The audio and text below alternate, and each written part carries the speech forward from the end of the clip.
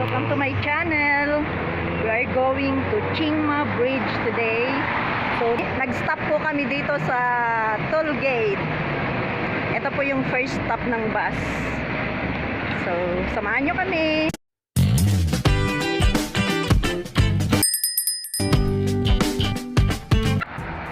So, from toll gate, maglalakad pa papunta sa akyatan, syempre. Mga kasama ko ngayon, ang aking mga friends, sa pangunguna ng aking amiga, Carmen. Hello there! Amiga!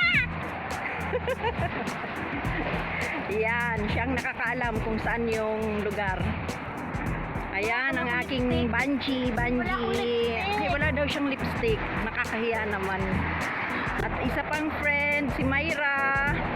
Hi, Myra! Mirna pala. Actually, we didn't go to the bridge, but we went to the place where we can view perfectly the Tsingma bridge.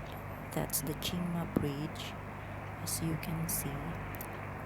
So we went to Tsing nature place. Tsing Nature Trail, also known as Quiet Tsing Reunification Trail, is a hiking trail on Tsing Island, New Territories, Hong Kong.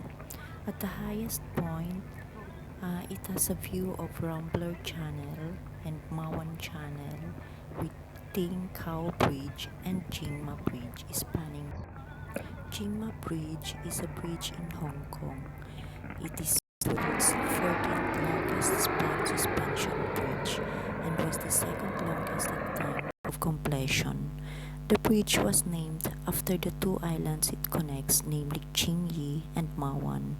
It has two decks and carries both road and rail traffic, which also makes it the largest suspension bridge.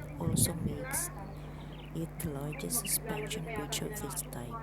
The bridge has a main span of 1,377 meters or 4,518 feet and a height of 206 meters or 676 feet. The span is the longest of all bridges in the world carrying great.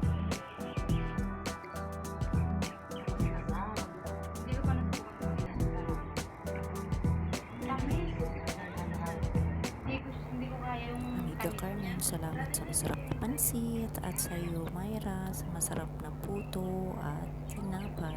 Sa uulitin. Thank you.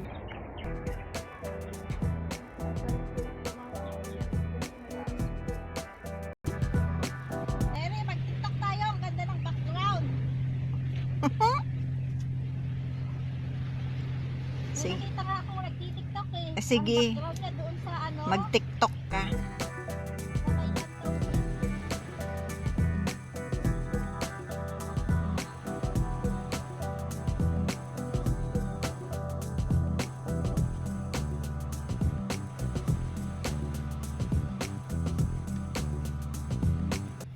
So from here guys, ma-view natin ang kabuuan ng Tsingma Bridge.